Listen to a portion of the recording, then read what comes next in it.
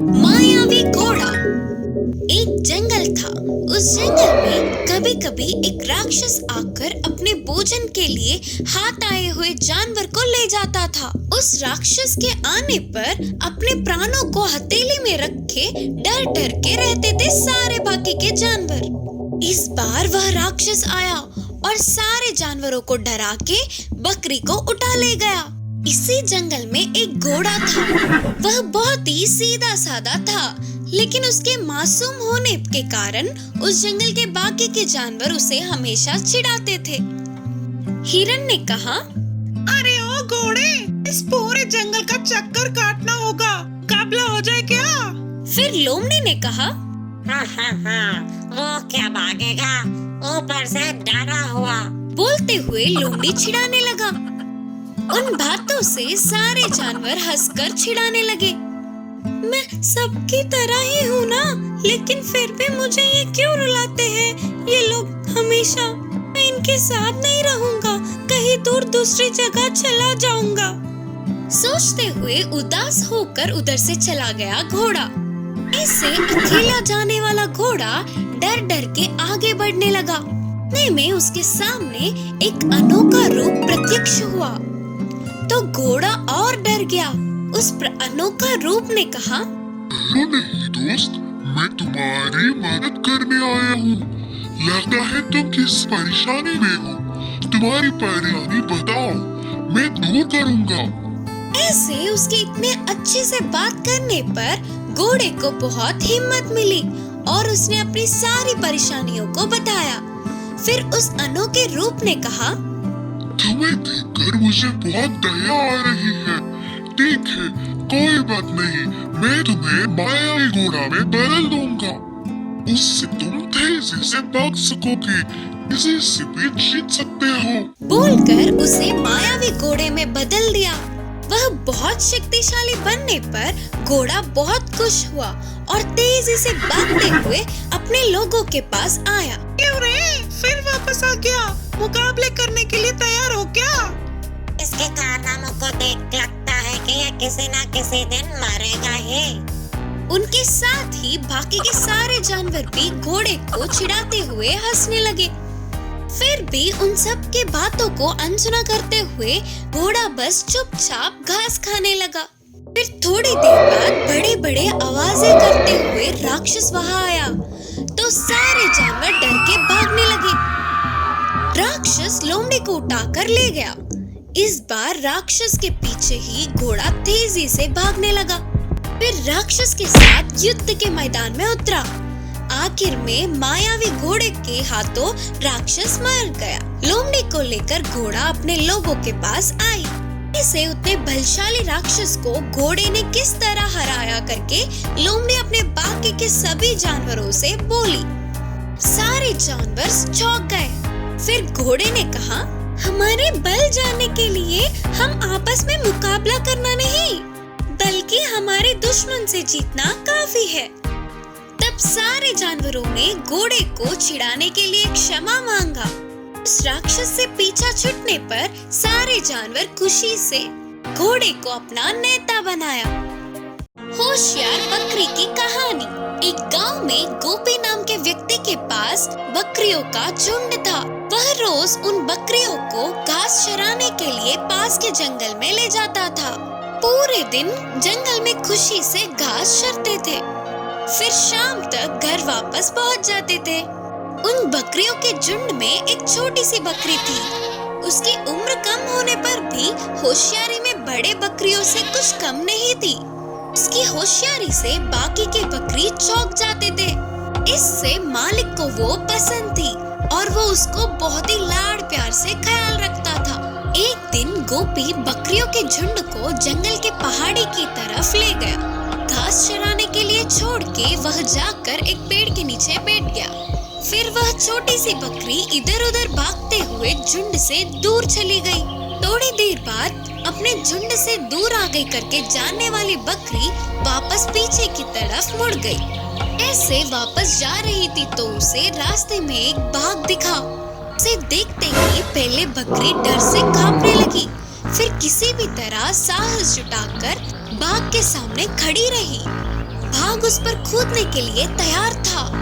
तभी बकरी ने उसे रोकते हुए कहा, बाघराजा, एक क्षण रुकिए, मैं आपको 3 सच बोलूंगी। अगर आप उन्हें सच मानते हो तो आपको मुझे छोड़ देना होगा। बकरी के बातें मजेदार लगने पर बाघ ने कहा, ठीक है, बोलो। फिर बकरी ने कहा, अगर आप बाकी के भाग से मुझे आज एक बकरी मिली, लेकिन मैंने उसे बिना मारे छोड़ दिया करके बोलने पर वे नहीं मानेंगे, सच है ना? सच ही है। करके बोलते हुए बाघ ने सिर हिलाया। फिर बकरी ने कहा, ऐसे ही मैं भी अपने बकरियों से मेरे भाग के हाथ लगने पर भी उसने मुझे बिना खाए छोड़ दिया करके बोलने पर वो भी नहीं मानेंगे, सच है ना? बाघ ने कहा, हाँ, सही है। फिर बकरी ने कहा, अब तीसरी बात, हम अपने लोगों को बताने के लिए मैं आपको कुछ नहीं करूंगी और आप भी मुझे कुछ नहीं करोगे, ये भी सच है ना? बकरी ने अपनी होशियारी से कहा। उतनी छोटी सी बकरी के ऐसे उसके सामने खड़े होकर साहस से बात करने पर बाघ को बकरी अच्छी लगी और बाघ ने कहा, सच में तुम बहुत ही होशियार हो, मैं तुम्हें छोड़ रहा हूँ, जाओ। करके बाघ ने हंसते हुए बोला। इससे छोटी सी बकरी अपने प्राणों को बचाकर खुशी से उछलते हुए आकर अपने झुंड में मिल गई। इस कहानी की शिक्षा है कि अपनी होशियारी से कितनी भी बड़ी मुश्किल का सामना कर सकते हैं। बुद्धिमान विकास। एक गांव में अनुषा और विजय नाम के दोनों पति पत्नी थे। वे दोनों ने अच्छे से पढ़ा। उनके विकास और निकास नाम के दोनों बेटे थे। विकास 8 साल का था तो निकास 3 साल का था। उन दोनों में विकास बुद्धिमान था। वह अपनी माँ की हर बात को अच्छे से सुनकर उसका गहरा विचार करके सवाल पूछता हुआ अपने डाउट्स को क्लियर करता था। ऐसे विकास जितना बुद्धिमान था उतना ही शैतान भी था। अपने छोटे भाई निकास को हमेशा रुलाता था। एक दिन विकास स्कूल से वापस आकर बोला, माँ, मुझे पैसे दो ना, मैं कुछ खरीदूंगा। तब उसकी माँ ने विकास को 10 रुपए देकर कहा, ये लो 10 रुपए, छोटू और तू शॉप जाके कुछ खरीद लो। फिर दोनों भाई शॉप जाते हैं। आंटी, मेरे छोटे भाई के लिए एक चिक्की और मेरे लिए एक बिस्किट पैकेट दो। तब शॉप आंटी ने विकास के मांगी हुई सारी चीजें देकर हाथ में 4 रुपए दिए। अरे, और 4 रुपए बच गए, मैं इनसे और क्या खरीदूं? आंटी, इन 4 रुपयों से 2 मिठाई दे दो। करके बोलकर उन्हें लेकर बाहर आके, छोटू, तू ना चिक्की खा। ठीक है भैया।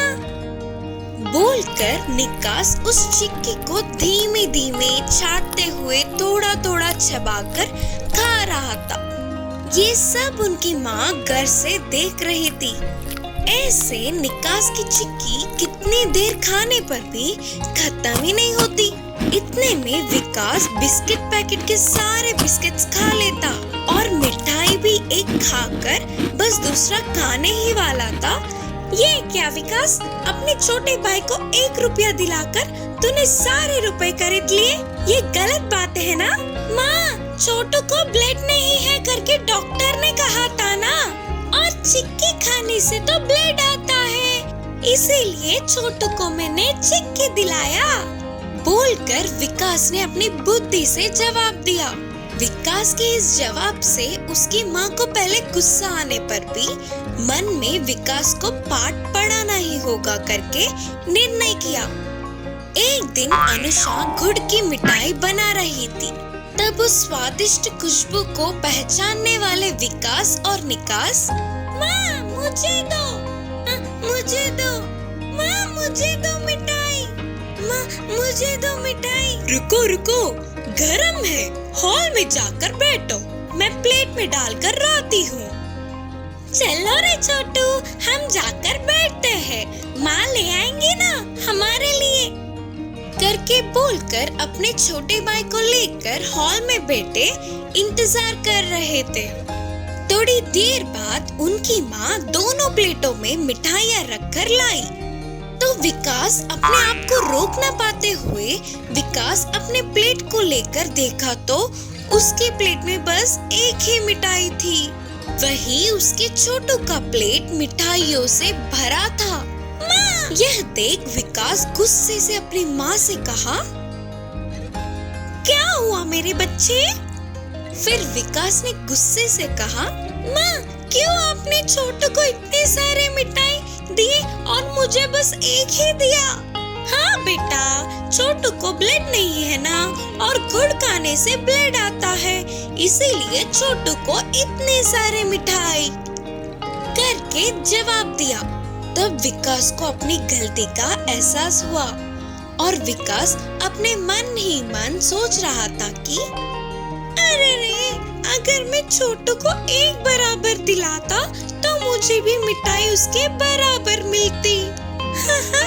सही है ना माँ? बोलकर उस एक ही मिठाई को थोड़ा थोड़ा करके खा रहा था। इस कहानी की सीख है कि हम अपने सामने वालों को एक बराबर समझेंगे तो हमें भी बराबर का हक मिलेगा। एक जंगल में दो बंदर रहते थे।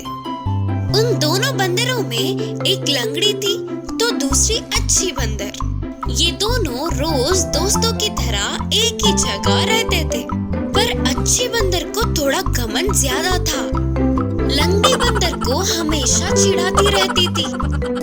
एक दिन अच्छी बंदर पेड़ पे चढ़ के फल तोड़ के लंगड़ी बंदर के सामने बैठ के खा रही थी। तब भूखी लंगड़ी बंदर ने पूछा, अच्छी बंदर, मुझे भी थोड़ा फल दो ना, भूख लगी है। हैं? तुम्हें और फल? मैं मेहनत करके पेड़ पे चढ़कर तोड़ लाई, तुम्हारा लंगड़े पेड़ से चढ़कर तुम ही ले लो। मेरा पैर टूट गया ना, पेड़ चढ़ने नहीं आता। इसीलिए तो तुम्हें लंगड़ी बंदर बुलाते हैं। लंगड़ी बंदर, तुम्हें फल चाहिए ना? फल वल नहीं, कुछ नहीं मिलेगा, जाओ यहाँ से। लंगड़ी बंदर बोलते हुए चिढ़ाकर अच्छी बंदर हंस रही थी। अच्छी बंदर की बातों से लंगड़ी बंदर रोते रोते वहाँ से दूर जाके एक छोटे से पत्थर पर बैठती है। फिर उसे एक छोटा सिक्का मिलता है। फिर रोते रोते बड़े पत्थर बैठे तो उधर बड़ा सिक्का मिलता है। सिक्के मिलने की खुशी में लंगड़ी बंदर आगे 3 पलटी मारती है। ऐसे 3 बोरियों के अनाज प्रकट होते हैं। ऐसे ही पीछे से 7 पलटियां मारने पर 7 बोरी अनाज के प्रकट होते हैं। इन्हें देखकर खुशी से पागल होने वाले लंगड़ी बंदर ने कहा, अरे वाह, इतने सारे बोरियां आए, इनको बेचे तो बहुत सारे पैसे मिलेंगे। सोचते हुए उन सबको बाजू के एक गाड़ी में रखकर धीरे से लंगड़ाते हुए जंगल पार करके पास के दुकान में बेच देती है। ऐसे मिले पैसों से केले खरीदकर वापस अपनी जगह पहुंच जाती है। वह एक पत्थर पर बैठकर केले खा रही थी। ऐसे लंगड़ी बंदर को देखने वाले अच्छी बंदर को भी केले खाने का मन हुआ। तुरंत लंगड़ी बंदर के पास जाकर अच्छी बंदर ने पूछा, लंगड़ी बंदर, मुझे भी ये केले दो ना, प्लीज। हाँ, अब तक मैंने फल पूछा था, तूने दिया क्या? मैं नहीं दूंगी। नहीं दोगी क्या? ठीक है, फिर तुम्हें ये फल कैसे मिले? तुम अभी तक मुझे चिढ़ा रही थी ना। मैं रोते हुए छोटे पत्थर पर बैठी तो छोटा सिक्का, और बड़े पत्थर पर बैठी तो बड़ा सिक्का मिला। उसकी खुशी में आगे 3 पलटियां मारी तो बोरे अनाज मिले। उसके बाद पीछे से 7 पलटी मारी तो 7 बोरे के अनाज मिली। ने बेचकर केले खरीद लिया। ये सब सुनने वाली अच्छी बंदर भी ऐसे ही करके वो भी केले कमाना चाहती थी। तुरंत ही लंगड़ी बंदर ने जैसा कहा था, थोड़ा रोते हुए, हंसते हुए, फिर रोते हुए, नाटक करते हुए छोटे पत्थर पर बैठती है तो उधर छोटा बिच्छू उसे काट लेता है। बिच्छू के काटने पर भी बाकी के सिक्के तो आएंगे सोचकर फिर रोते हुए हंसते हुए फिर नाटक करते हुए बड़े पत्थर पर बैठती है तो अब बड़ी बिच्छू काट लेती है उसे। तो दर्द में रोते हुए आगे 3 पलटी मारती है।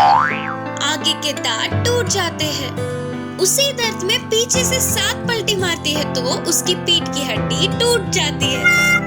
अब खड़े भी ना हो पाते हुए रोते हुए बैठती है। अच्छी बंदर को उस स्थिति में देखकर लंगड़ी बंदर को बहुत तरस आती है। अरे रे, क्या हुआ? उतनी चोट कैसे खाई? ठीक है, छोड़ो अब, उतनी मेहनत मत करो, मैं तुम्हें खेले दूंगी। जब तुमने पूछा था तब मैंने फल नहीं दिया, फिर भी तुम मुझे अपने खेले दे रहे हो। मैं नहीं, तुम हो अच्छी बंदर। से उसकी घमंड ठिकाने पर आकर दोनों अच्छे दोस्त बने।